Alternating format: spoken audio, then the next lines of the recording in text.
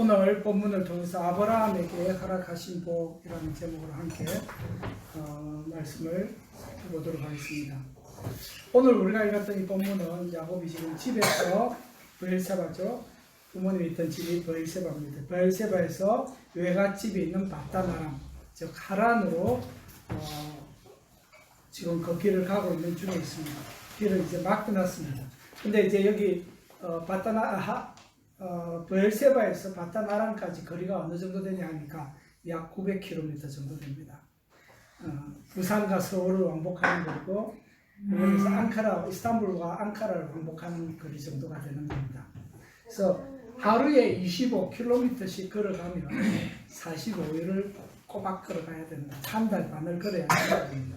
아침부터 저녁까지 꼬박 걷기만 해서 한 달 반을 걸어가야 이 브엘세바에서 바다나람까지 갈 수 있는 그런 먼 거리였던 거죠.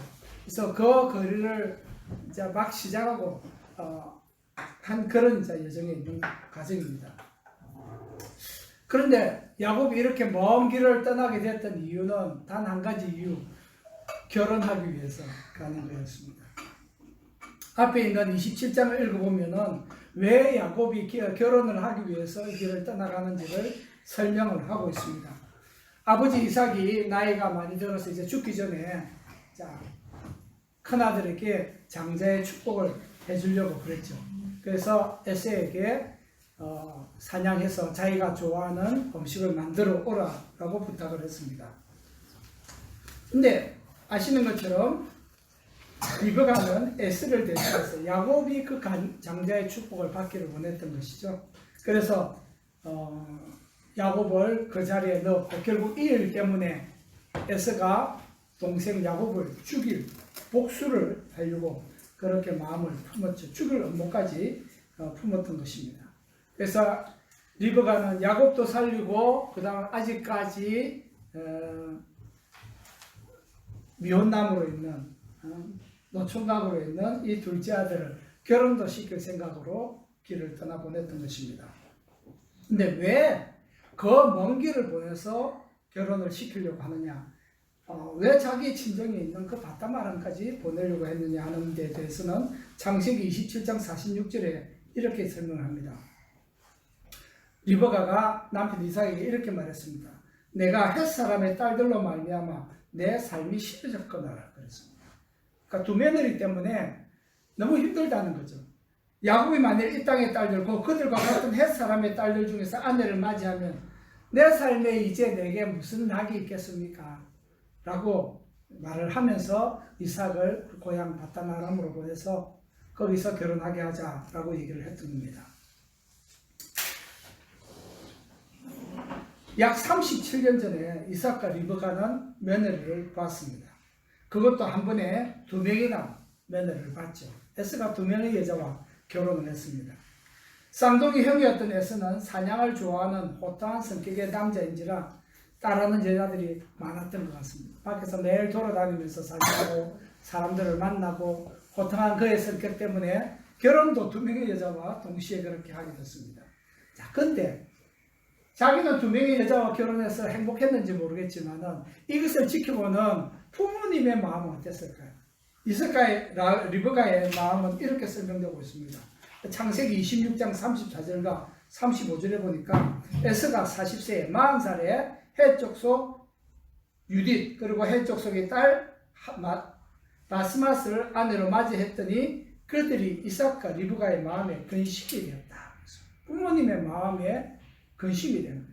이 결혼이 축복의 자리가 되어야 되고 아들의 결혼을 부모님이 축하하고 같이 기뻐해야 되는데 부모님의 마음은 이 아들의 결혼 때문에 마음에 근심이 가득하게 된 거예요. 그러고 나서 이제 27장 1절에 보게 되면은 이삭의 나이가 갑자기 많아져서 아들을 이제 결혼시키고 난 다음에 그 다음 장 26장에서 27장에 넘어가면은 이삭이 나이 많아 눈이 어두워서 잘 보지를 못한다라고 그랬습니다. 그래서 이삭이 이제 자기가 죽을 것 같으니까 이제 아들에게 마지막 장려권 축복을 주고 내가 죽어야 되겠다 그렇게 생각을 했던 것이죠.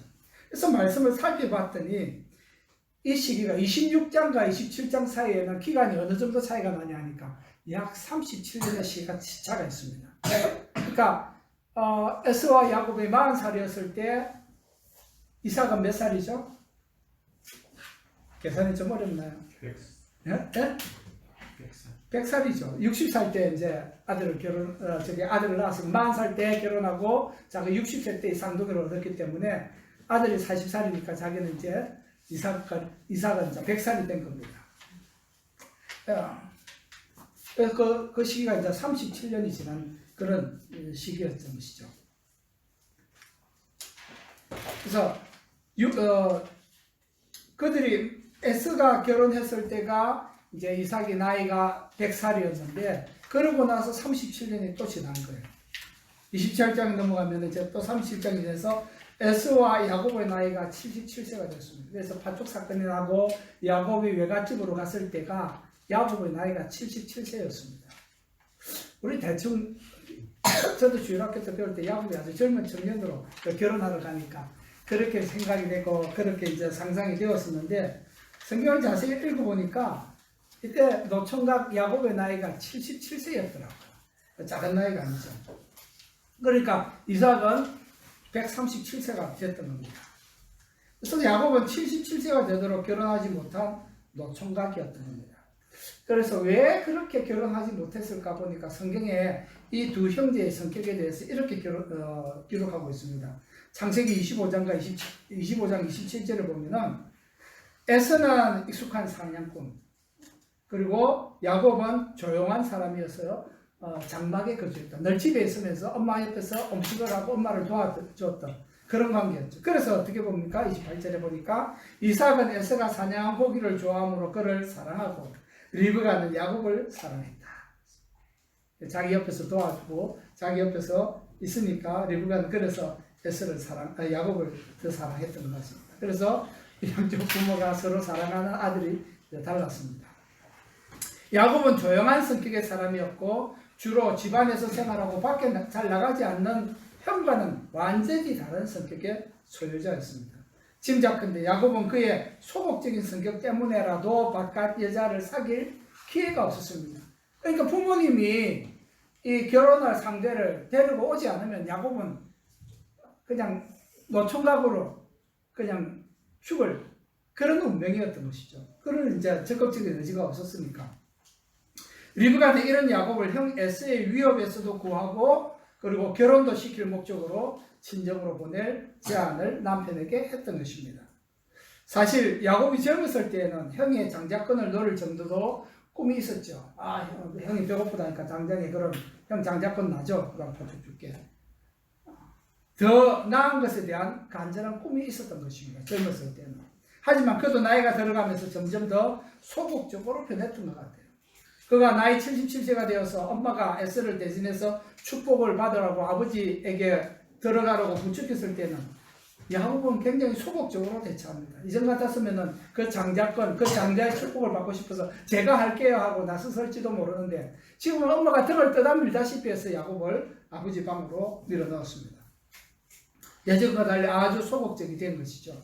하지만 엄마 리브가의 적극적인 권유로 마지못해서 아버지를 속이고 장자 노릇을 했습니다. 이때 야곱의 나이가 77세라는 거죠. 자, 그러면 왜 리브가는 야곱이 장남 에서를 대신해서 장자의 복을 야곱이 받기를 원했을까요? 자기 옆에 있어서 자기를 도와주고 늘 곁에 있었기 때문에 그를 더 사랑했기 때문이었을까요? 그렇다고 해서 큰아들의 장자권을 차자한테 준다는 것은 생각하기 쉬운 일은 아니지 않습니까? 왜 그렇게 했을까요? 성경은 이 부분에 대해서 이렇게 기록하고 있습니다. 창세기 25장 21절 이하를 보겠습니다. 어떻게 해서 임신이 됐고 임신 이후에 어떤 일이 일어났는지 그걸 설명하고 있습니다. 이삭이 그의 아내가 임신하지 못함으로 그를 위하여 여호와께 간구하며 여호와께서 그의 간구를 들으셨으므로 그의 아내 리브가가 임신하였더니 그 아들들이 그의 태속에서 서로 싸우는지라 그가 이르되 이럴 경우에는 내가 어찌할꼬 하고 가서 여호와께 묻자온대 여호와께서 그에게 이르시되 두 국민이 네 태중에 있구나 두 민족이 네 복중에서부터 나누이리라 이 족속이 저 족속보다 강했고 큰 자가 어린 자를 섬기리라 하셨더라. 자, 부모는 자녀 때문에 듣게 되는 말들을 평생 잊지 않는 법입니다. 특별히 태몽 같은 것을 꾸었을 때는 안 잊어버리죠. 그리고 어렸을 때 이 아이에 대한 어떤 특별한 얘기를 들었을 때는 그 부모님, 특별히 어머니들은 더 이걸 잘 안 잊어버리는 것 같아요. 더 이 부분에 대해서 섬세한 것 같습니다. 예수님의 어머니 마리아도 이런 적이 있었습니다. 누가복음 2장 19절에 보면은 그 목자들이 와가지고 자기들이 보았던 거 천사들이 전해줬던 얘기들을 와서 전해주거든요. 그때 이렇게 기록합니다. 마리아는 이 모든 말을 마음에 새기어 생각하니라. 그러니까 그것을 평생 동안에 마음에 담아두었던 것이 잊어버리지 않았다는 얘기입니다. 리브가 역시 마찬가지였습니다. 자기가 임신했을 때 막 아이들이 싸우니까 도대체 일이 무슨 일이냐 너무 궁금해서 하나님께 물었더니 하나님께서 뭐라고 하니까 네 배에 쌍둥이가 있는데 이 쌍둥이가 어렸을 때 나누어지고 핵심은 뭡니까? 큰 자가 어린 자를 섬기겠다. 리브가가 이걸 잊을 수 있겠습니까? 그 기억하고 있었던 것입니다. 그래서 아마도 리브가는 임신 중에 받은 하나님의 말씀을 둘째가 장자의 축복을 받아야 한다고 믿은 것 같습니다. 결국 오늘 본문에는 이삭이 야곱을 외갓집으로 보내면서 이렇게 말했습니다. 오늘 본문에 읽었죠? 4절에 보니까 아브라함에게 허락하신 복을 내게 주시되 너와 함께 네 자손에게도 주사 하나님이 아브라함에게 주신 땅 곧 네가 거류하는 땅을 네가 차지하게 되기를 원하노라. 이제 이삭이 야곱에게 하는 마지막 축복의 인사입니다. 그를 떠나보내면서 하는 인사인데 뭐 그냥 아버지로서 아들한테 할 수 있는 말 아니겠느냐 생각하시겠죠. 결코 그렇지 않습니다. 아브라함에게 허락하신 복이 무엇이었냐는 거죠. 이삭이 야곱을 떠나보내면서 자기 아버지 아브라함이 자기에게 주었던 그 복이 너에게 있기를, 손자에게 있기를 원하시는 거죠. 그게 뭐냐는 거예요. 그것은 창세기 12장에 보면 나와 있습니다. 12장 2절과 3절에 보니까 내가 너로 큰 민족을 이루고 네게 복을 주어서 네 이름을 창대하게 하리니 너는 복이 될지라. 땅의 모든 족속이 너로 말미암아 복을 얻을 것이라. 이건 아브라함이 처음 하나님께서 아브라함을 부르셨을 때 주셨던 두 가지 약속이잖아요. 하나는 자손의 축복, 하나는 땅의 축복. 내가 너에게 이 땅을 주겠다 약속하시잖아요. 그 약속을 이삭이 받았거든요. 아버지로부터. 근데 이삭이 아버지로 받았던 그 하나님의 약속을 지금 야곱에게 선포하는 거예요. 아브라함에게 주신 복, 아브라함에게 허락하신 복이 이제 너에게. 장자권이 이제 어디로 갔다는 것을 이삭이 인정하는 거예요. 이제 이 장자권이 너에게로 넘어갔다고 인정하는 거예요. 야곱을 떠나보내면서 이것을 얘기하는 겁니다. 그래서 그 28장 13절 이하에 보면 또 이렇게 얘기합니다. 하나님께서 직접 이제 야곱을 만나서 말씀하시죠. 여호와께서 그 위에 서서 이르시되 나는 여호와니 너의 조부 아브라함의 하나님이요 이삭의 하나님이라. 땅의 모든 족속이 너와 내 자손으로 말미암아 복을 받으리라. 내가 너와 함께해서 네가 어디로 가든지 너를 지키며 너를 이끌어 이 땅으로 돌아오게 할지라. 내가 내게 허락한 것을 다 이루기까지 너를 떠나지 아니하리라. 하나님께서도 이제 인정하고 야곱을 그 후계자로 인정하는 거죠. 아브라함에게 약속했던 것, 그 다음에 그 아들 이삭에게 약속했던 것, 그 다음에 이제 그의 아들 에스가 아니라 야곱에게 하나님께서 이 약속을 선포하는 것. 이삭이 이제는 에스가 아니라 야곱이 하나님의 이 복을 이어갈 후계자라는 것을, 상속자가 되라는 것을 인정했고, 하나님께서도 이제 야곱이 내가 원하는 사람이 너다라고 지금 말씀하시는 거예요. 자, 이제 결론으로 갑니다. 결국 에서가 아니라 야곱이 아브라함 축복의 상속자가 되었습니다. 사랑하는 성도 여러분, 우리 역시 이 야곱과 같이 아브라함의 유산의 상속자가 된 것을 알고 있으며 또한 나의 유산이 된 것으로 믿고 계십니까? 믿으십니까? 대답이 별로 자신이 없어요. 여러분들이 하나님께서 아브라함에 약속하셨던 그 약속이, 그 언약이 이삭과 야곱을 거쳐서 나에게도 동일하게 이루어질 줄로 믿습니까? 내가 하나님의 상속자가 된 것을 믿으십니까? 맞습니다. 우리가 아브라함의 유산을 받았으면 아브라함의 상속자가 된 것처럼 살아야 됩니다. 그 성경에 있는 얘기 나하고 상관이 있나? 만약에 마음속에 이런 생각이 든다면 나는 그의 상속자가 아니죠. 내가 정말 하나님께서 아브라함에게 약속하셨던 그 약속이 이삭과 야곱을 거쳐서 나에게도, 예수 그리스도 통해서 나에게도, 아브라함과 같은 하나님을 믿는 나에게도 동일하게 이 약속이 성취되었다라고 믿고 받아들여지신다면 나도 그 상속자처럼 살아야 된다는 것이죠. 그래서 내가 이삭입니다. 내가 야곱입니다. 우리 이렇게 선포하면 당연히 그런 줄 알고 살아야 된다는 것이죠. 성경은 결혼에 대해서 아주 중요하게 다룹니다. 결혼은 하나님께서 직접 세우신 제도이고 이 결혼을 통해서 언약의 자녀가 출생되고 양육됩니다. 하나님께서는 순결한 결혼을 통해서 생육하고 번성하여 하나님의 나라가 확장되게 하셨습니다. 그래서 아담과 하와에게 처음 주셨던 명령이 뭐였습니까? 생육하고 번성하여 땅에 충만하라였습니다. 그것이 하나님께서 사람을 통하여 축복하시는 통로였고 그 축복의 통로를 통해서 이 땅에 하나님의 백성이 충만하게 되는 것. 하나님의 백성으로 하나님을 인정하고 하나님을 예배하는 사람들로 이 세상에 충만하게 되는 것을 간절히 원하셨던 것이죠. 이것이 하나님께서 사람을 통하여 축복하시는 축복의 방법이었습니다. 축복의 통로였습니다. 그러니까 결혼이 얼마나 중요합니까? 결혼을 통해서 믿음의 자녀들이 출생하고 믿음으로 하나님을 믿는 믿음으로 양육되는 것이 얼마나 중요한 일인지 모릅니다. 왜? 하나님께서 원하시는 일이니까. 하나님께서 세우신 제도니까. 하나님께서 세우신 이 결혼이라는 제도를 통해서 믿음의 자녀들이 출생되고 그 자녀들이 양육되어지는 것을 하나님께서 기뻐하시고 하나님께서 구원의 방편을 이렇게 만드셨다는 것이죠. 이렇게 해서 하나님의 나라가 확장되는 것을 이 땅에 확장되는 것을 하나님께서 기대하신다는 거예요. 이삭과 아브라함이 왜 며느리들을 싫어했습니까? 해족 속이기 때문에? 다른 민족이라서?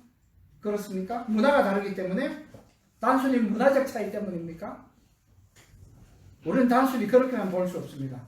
그 여자들은, 그 며느리들은 이방 우상들을 섬기는 여자들이었습니다. 그리고 에서가 아브라함의 약속을 이어받지 못했던 것은 하나님의 약속을 가볍게 생각했기 때문이었습니다.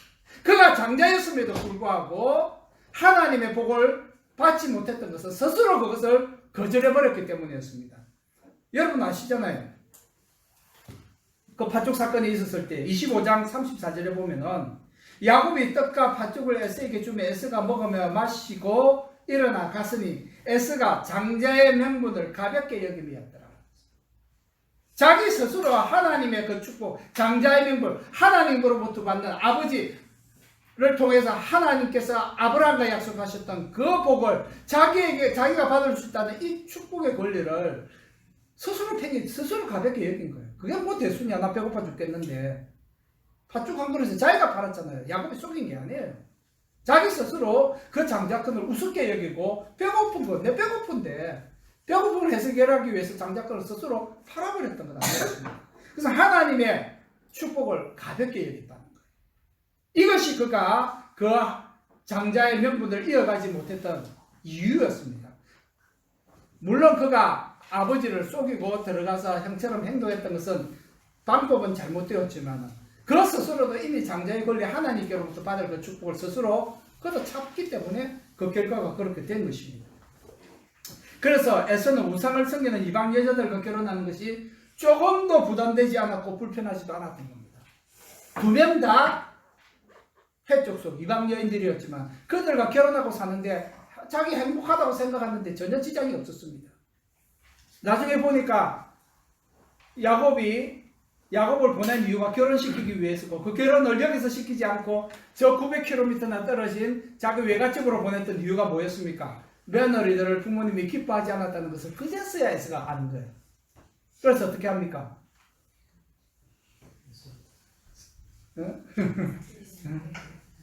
이복 삼촌이 되겠죠. 이스마엘의 딸들 중에서 가서 아내를 취하는 거예요. 그제서야 37년이 지나고 난 다음에야.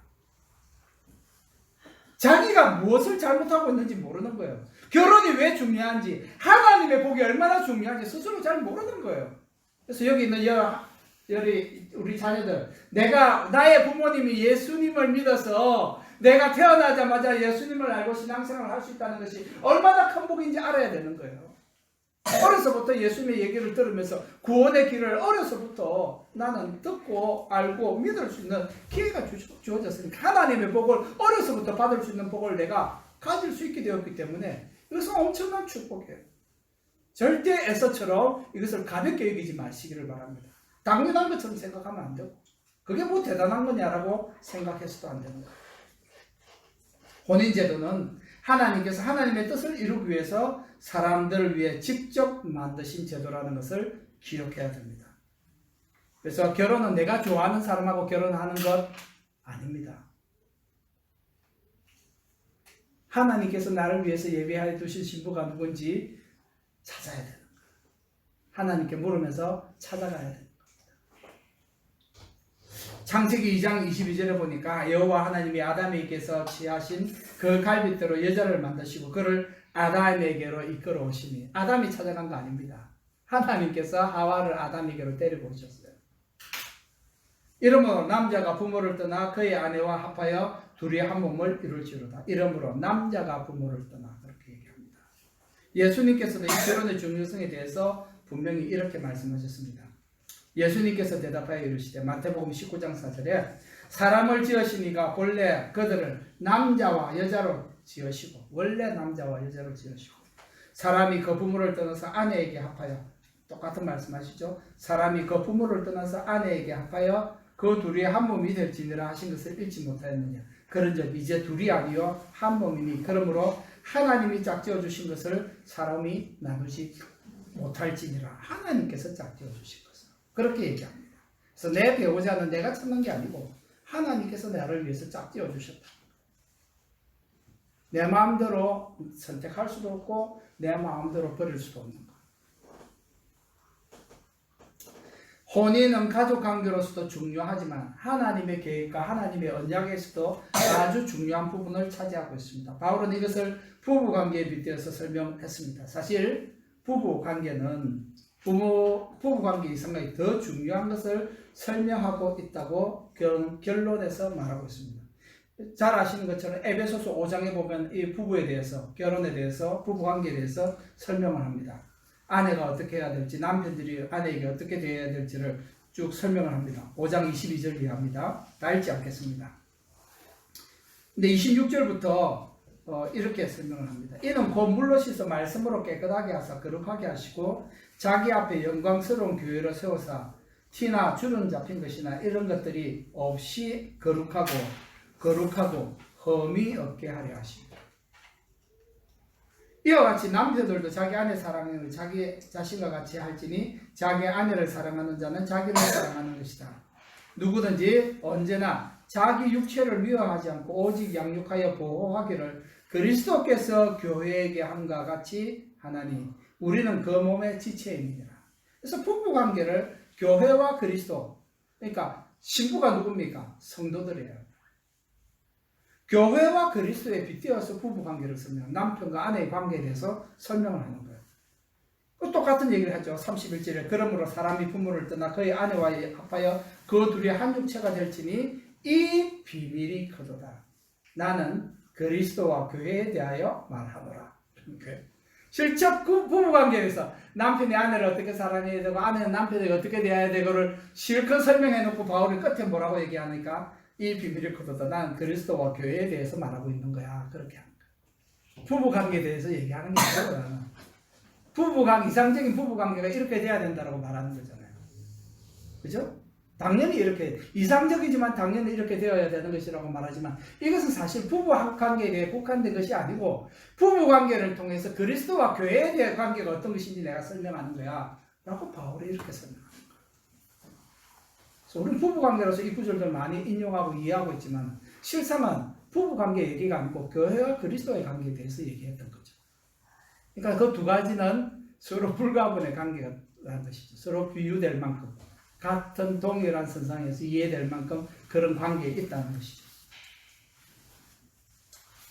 그래서 부부관계가 아니고 나는 그리스도와 교회에 대해서 말한 것인데 거기서 끝나는 게 아니고 뭐라고 얘기합니까? 너희도 각각 자기 아내 사랑하기 자신같이 하고 아내도 자기 남편을 존경하라. 그리스도와 교회의 관계가 그렇기 때문에 부부관계도 이래야 된다는 것이죠.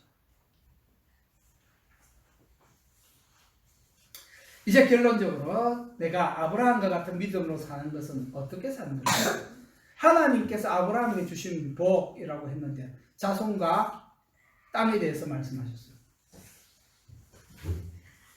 직접적으로는 그 당시에 아브라함에게 약속하셨던 것은 자손과 땅에 대한 약속이었습니다. 그럼 이 말씀을 나는 어떻게 받아야 될까요? 우리는 어떻게 받아야 될까요? 그것을 말씀드리는 거예요.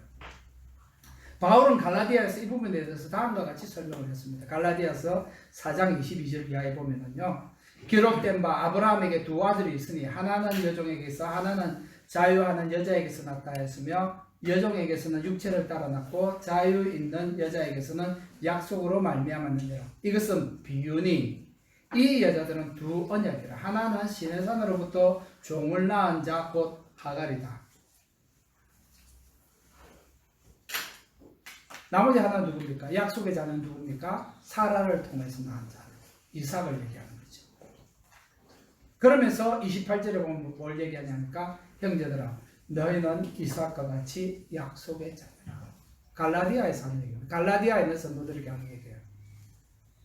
아브라함과 이삭과 야곱과 같은 하나님을 믿게 된 우리는 똑같이 아브라함의 자녀가 된 줄로 너희가 알지 못하느냐라고 똑같은 갈라디아서에서 얘기했잖아요, 바울이. 그러므로 우리가 누구라고요? 너희는 이삭과 같이 약속의 자녀라는 거예요. 약속으로 말미암아 하나님의 자녀가 되었다는 것이죠. 왜? 똑같은 아브라함이 믿었던 그 하나님을 우리가 믿음으로 아브라함이 구원받았던 것처럼 우리도 그 하나님을 믿고 있기 때문에 그 약속에 동일하게 동참하게 되었다는 것이죠. 우리가 약속의 자녀가 되었다는 거예요. 이삭과 같은 약속의 자녀가 되었다는 거예요. 그래서 이제 우리가 어떻게 살아야 되느냐. 말씀의 결론이 5장에 나옵니다. 5장 1절에 보면은 그리스도께서 우리를 자유롭게 하려고 자유를 주셨습니다. 자유롭게 하려고 자유를 주셨습니다. 그러므로 굳건하게 서서 다시는 종의 멍에를 매지 마라. 종이라는 건 뭡니까? 죄의 종을 얘기하는 거예요. 죄 짓지 말라는 거예요. 이전처럼 죄 짓지 말라는 거예요. 자유롭게 살아라는 겁니다. 죄 짓는데 자유하지 말고 죄 안 짓는데 자유하라는 거예요. 그리스도 예수의 사람들은 육체와 함께 그 정욕과 탐심을 십자가에 못 박았느니라. 그래서 갈라디아서 2장 20절에 바울은 어떻게 선언합니까? 나는 그리스도와 함께 십자가에 못 박혀 죽었다라고 선언하지 않았습니까? 그래서 이제 내가 사는 것은 내가 아니고 내 안에 있는 그리스도를 믿는 믿음으로 말미암아 산다고 자기도 이미 그렇게 고백했잖아요. 그래서 이제 갈라디아 성도에게 똑같은 얘기를 하는 겁니다. 그리스도 예수의 사람들은 육체와 함께 그 정욕과 탐심을 십자가에 못 박은 사람들이에요.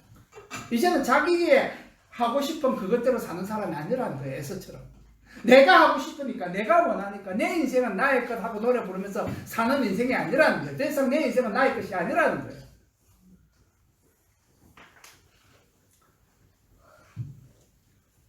예수의 사람들은 육체와 함께 그 정욕과 탐심을 십자가에 못 박은 사람들이에요. 그래서 하나님 나라의 사도는 죄와 자신의 욕망으로부터 인내하며 믿음을 지켜야 되는 거예요. 우리 성도에게 남은 게 뭐라 그랬죠? 남은 덕목이? 예수 그리스도를 믿는 사람들이 예수님의 재림 때까지 이 마지막 시대를 살면서 남은 덕목이 뭐냐? 인내하는 거예요. 인내. 믿음을 지키며 인내하는 것 말고 성도들에게 남은 덕목이 없습니다.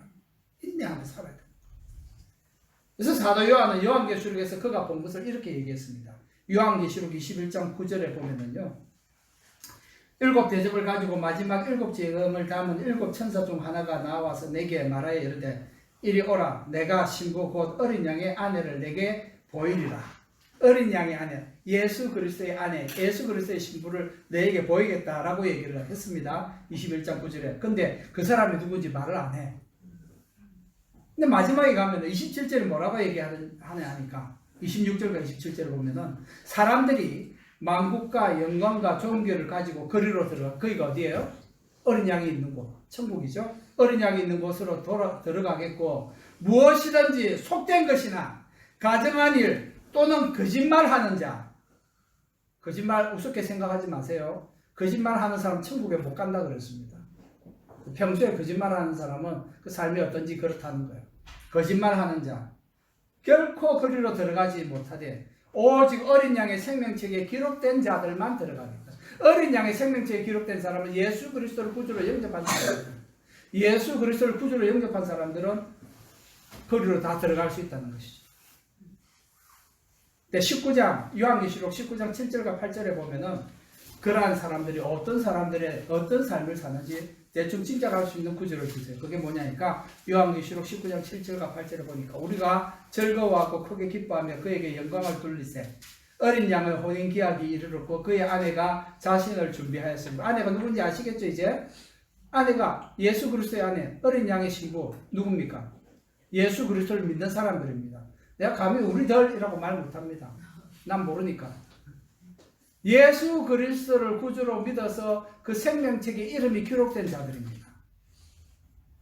보세요.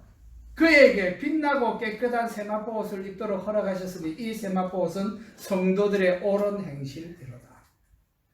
그러니까 성도들은 행실이 어때야 되는 거예요? 하나님께서 보시기에 너 옳다. 하나님으로부터 인정받는 거. 사람들이 뭐라고 하든 상관없어요. 하나님으로부터 옳다 인정함을 받는 사람들은 그 삶이 어떤지 여기 있는 삶이 아닌 거죠.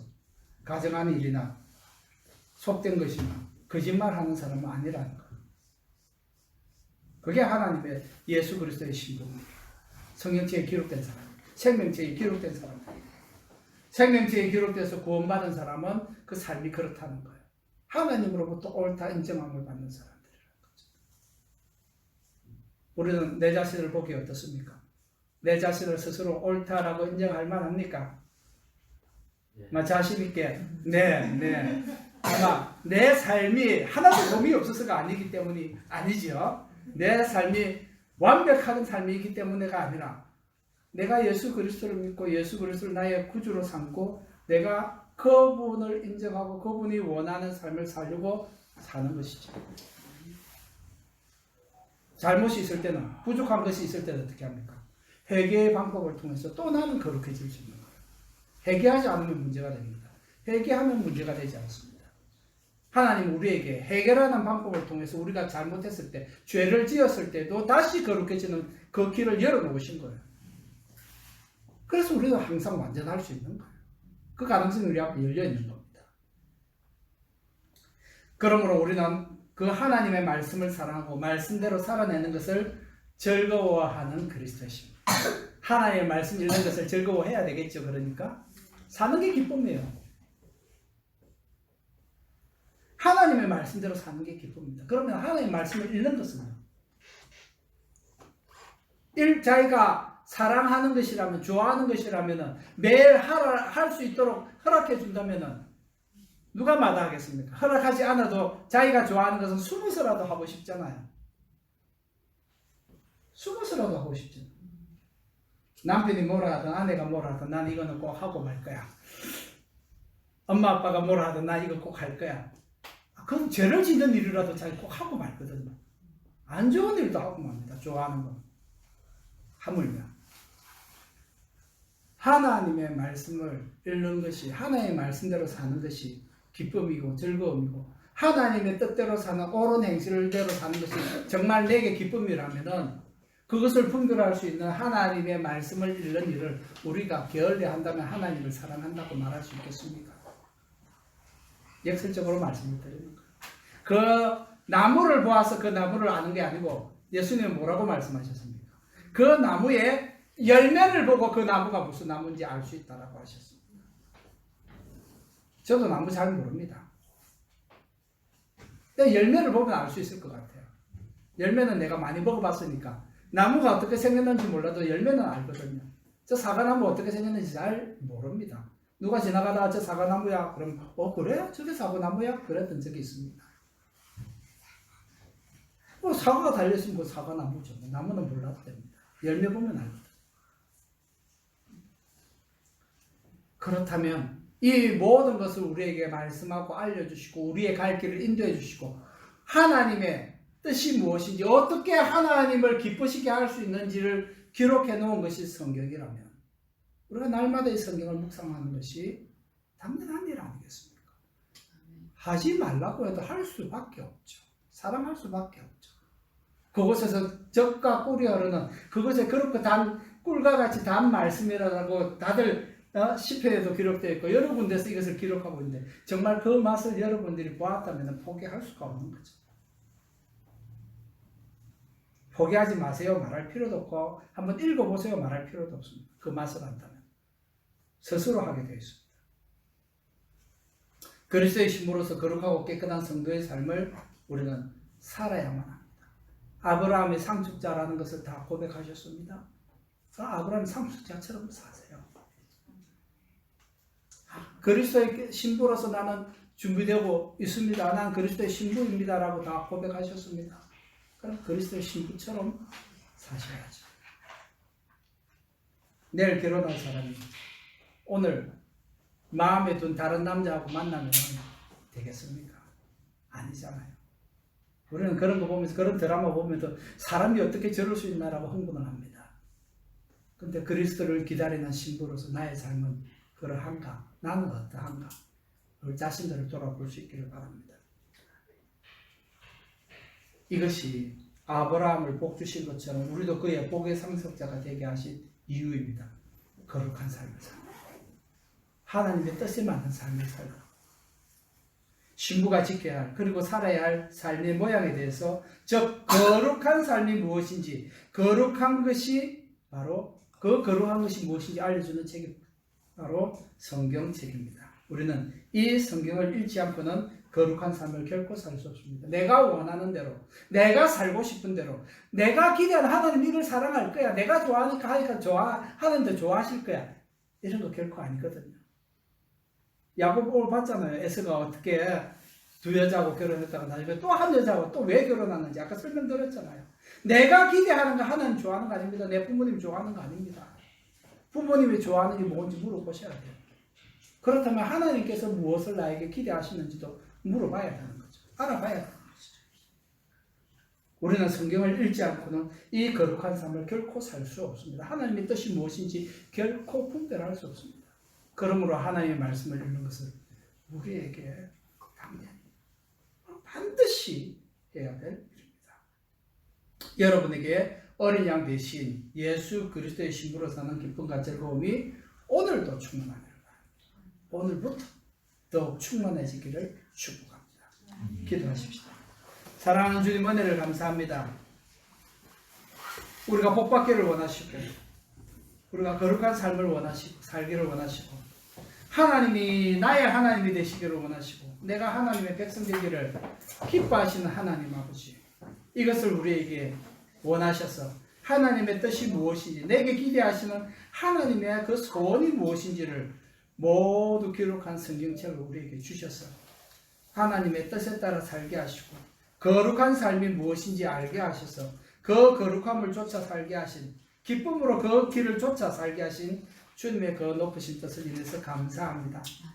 뿐만 아니라 내가 나의 죄로 말미암아 죽어 마땅함에도 불구하고, 그 벌을 받아 마땅함에도 불구하고 예수 그리스도께서 나의 죄를 대신 받으시고 십자가를 지시고 죽으셔서 나를 죽음의 그 연못에서 구원하여 주시고 영원한 생명의 길로 인도하여 주시니 감사합니다.